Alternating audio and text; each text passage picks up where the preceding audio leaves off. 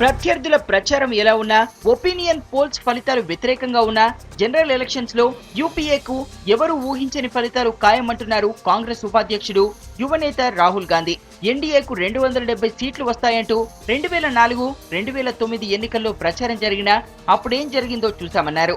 ఈసారి అదే రిపీట్ అవుతుందన్నారు రాహుల్. कुछ दिन पहले मुझे मेरे दोस्त ने एक ओपिनियन पोल भेजा, उसमें लिखा था 270 सीटें एनडीए को मिलेंगी।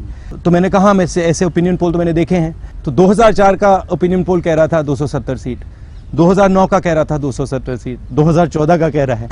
तो मुझे लगता है कि आंकड़े निकलने दीजिए, फिर देखते हैं। 10 ఏళ్ల యూపీఏ పాలనపై సహజంగానే ప్రభుత్వ వ్యతిరేకత ఉంటుందని అంగీకరించారు రాహుల్. కానీ ఎన్డీఏ పాలన కంటే యూపీఏ హయాంలో ప్రజల ఆర్థిక స్థితి మెరుగుపడిందని స్పష్టం చేశారు ఆయన. 10 साल छोटा समय नहीं होता है, लंबा समय होता है। एंटी इनकम्बेंसी थोड़ी होती है और है। और ये भी नहीं कह रहा हूँ कि यूपीए ने गलतियां नहीं की हैं, 1-2 गलतियां भी की हैं, मगर काम भी बहुत किया है। 15 करोड़ लोगों को गरीबी रेखा से निकाला है हमने। छोटा काम नहीं है, पहली बार इतिहास में हुआ है। अगर आप हमारे समय को देखें, बीजेपी के समय को देखें, बहुत तेज रफ्तार यूपीए के समय हुई आर्थिक प्रगति। उनकी राजनीति चुने हुए लोगों की राजनीति। इंडिया शाइनिंग की बात करते हैं, कहते हैं भाई 2-3 लोगों का फायदा हो जाए, बाकी लोग दिखते रह जाएं। हमारी राजनीति सबको एक साथ ले जाने की राजनीति। నిర్మాణ రంగంలో పెట్టిన పెట్టుబడులతో భారీగా ఉద్యోగాలు వచ్చాయని చెప్పారు రాహుల్. ఇటు పేదల జీవన స్థాయిని యూపీఏ మెరుగుపరిచిందని, మహిళలకు ప్రత్యేక గుర్తింపు తెచ్చిందని అన్నారు. सबसे बड़ा इंफ्रास्ट्रक्चर का प्रोजेक्ट हमने मैन्युफैक्चरिंग कॉरिडोर तैयार किया। क्यों तैयार किया है, कर पाए हैं क्योंकि 10 साल के लिए हमने ग्रोथ दी है, पैसा बना है। एनडीए के समय पैसा ही नहीं था। अगर आप ये ऐसा इंफ्रास्ट्रक्चर प्रोजेक्ट बनाना चाहते थे, आप बना ही नहीं सकते थे। हजारों उद्योग लगेंगे इस बैकबोन पे और करोड़ों युवाओं को रोजगार मिलने वाला है।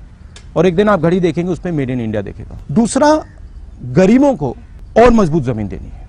तीसरी चीज जो मेरे लिए सबसे जरूरी है, महिलाएं पीछे हैं, छुपी हुई हैं, उनको आगे लाना है। 33% आरक्षण, महिला पुलिस स्टेशन, और जिस प्रकार से हमने करोड़ों महिलाओं को बैंक से जोड़ा है, उनको एक आइडेंटिटी देना चाहते हैं। तो ये 3 चीजें हैं मेन, और भी 2-3 चीजें हैं जो इसको सप्लीमेंट करते हैं, मतलब मेन ये 3 चीजें। ప్రచారం చేసుకోవడంలో బీజేపీ ముందుంటే ప్రజల కోసం పనిచేయడంలో కాంగ్రెస్ ముందుందని రాహుల్ గాంధీ అన్నారు.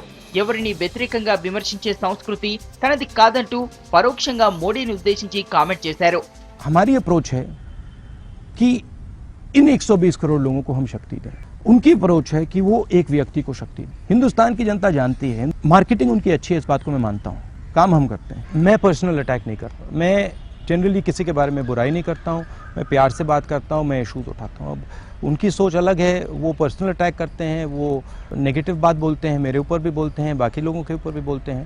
इनके संस्कार हैं, मेरे संस्कार नहीं है। मुझे सिखाया गया है कि सबकी इज्जत करो, दुश्मन की भी इज्जत करो।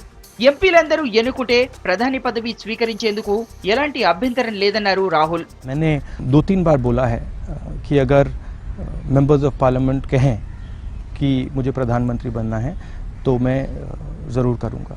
मैं सोचता हूँ कि अगर एमपीज कहें 100% करूँगा। పెళ్లి మాట ఎత్తగానే కాంగ్రెస్ యువనేత సిగ్గుపడ్డారు. తగిన అమ్మాయి దొరకగానే పెళ్లి చేసుకుంటానన్నారు. सही लड़की मिलेगी, शादी हो जाएगी। काम में फंसा हुआ हूँ, देखते हैं।